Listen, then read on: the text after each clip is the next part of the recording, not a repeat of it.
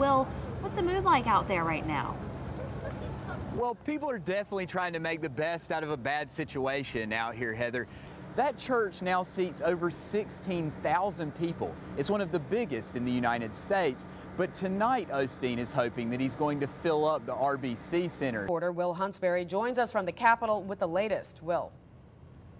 Well, Governor Bev Perdue has just become the first NC governor ever to reject a state spending plan.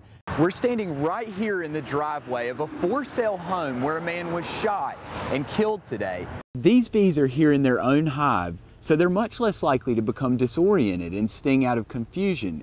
Here without a queen or a hive to center themselves around, I can barely get anywhere near the bees without them becoming defensive.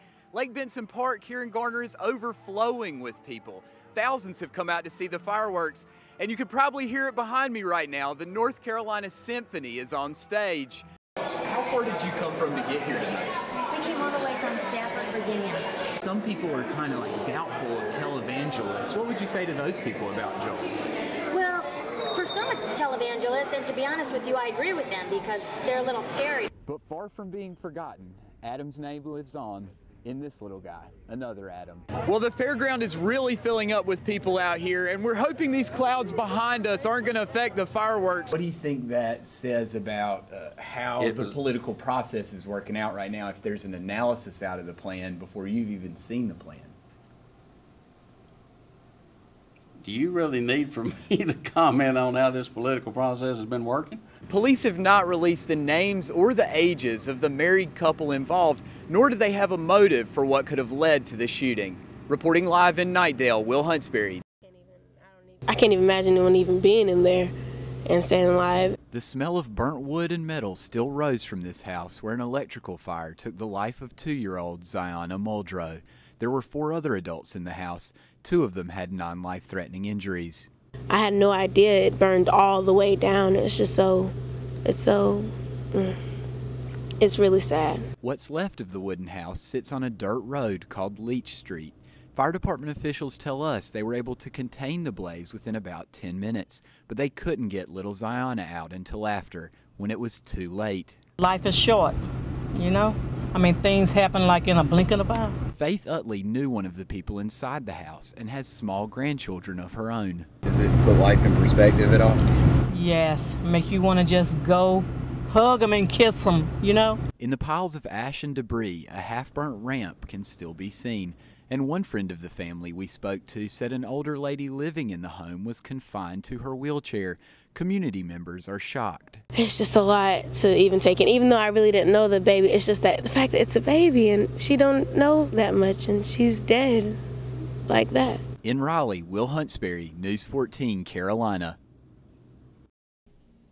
Pro-lifers and pro-choicers are just as sharply divided as ever over the governor's decision to veto the Right to Know bill. I think she's probably embarrassed now that she's going to be known as the abortion governor. I was so proud and I was so pleased that the governor vetoed this bill. The bill would have required women to receive additional counseling from doctors, wait longer to get an abortion, and get a mandatory ultrasound. Elizabeth Rajacek works at a pro-life pregnancy crisis center, which gives free ultrasounds to would-be mothers. She's not a big fan of abortion clinic doctors. He doesn't sit and talk with her about it. It's an assembly line. That's an outrageous lie. We talked to a woman about all of her options. The governor vetoed the bill because she said it was a dangerous intrusion into the relationship of women and their doctors. This bill provided for state-scripted counseling, and it would not have any exceptions for a woman who might be a victim of rape or incest. Even women who have been raped realize they wouldn't want to cause a trauma or go through a horrible ordeal of an abortion. Rajacek doesn't think any women would have an abortion if clinics provided more information. If they did give it to her, they would lose money. She wouldn't have the abortion. Planned Parenthood doesn't agree. It really shows a lack of knowledge on their part. In Raleigh, Will Huntsberry, News 14, Carolina. Snoop Dogg is a Joe Campbell of malt liquor. Truth Minister Paul Scott believes Blast is aimed at underage urban kids. Definitely, they're going after that youth market. Snoop Dogg, who was the pitch man for Blast Coke 45, was actually recently on Nickelodeon Kids Awards. Ads show Snoop and a train of Hollywood beauties in skimpy dresses having a blast-fueled bash with the brightly colored cans of high-alcohol fruit drink. What Pabst is doing is they're establishing a brand loyalty.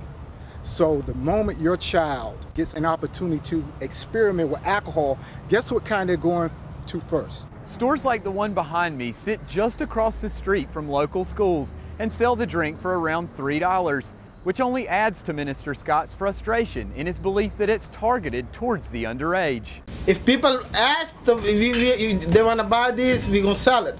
If the state or some agency told us to stop the sale, we don't sell it. 18 attorney generals across the country, not including North Carolina's, have signed a letter saying they want Blast banned. But Pabst defends Blast, saying it's only meant for people of age and, quote, we are encouraging consumers to consider mixing Blast with other beverages or enjoy it over ice. It masked the taste of the alcohol. So a young person can drink this and think they're drinking soda. In Durham, Will Huntsberry, News 14, Carolina.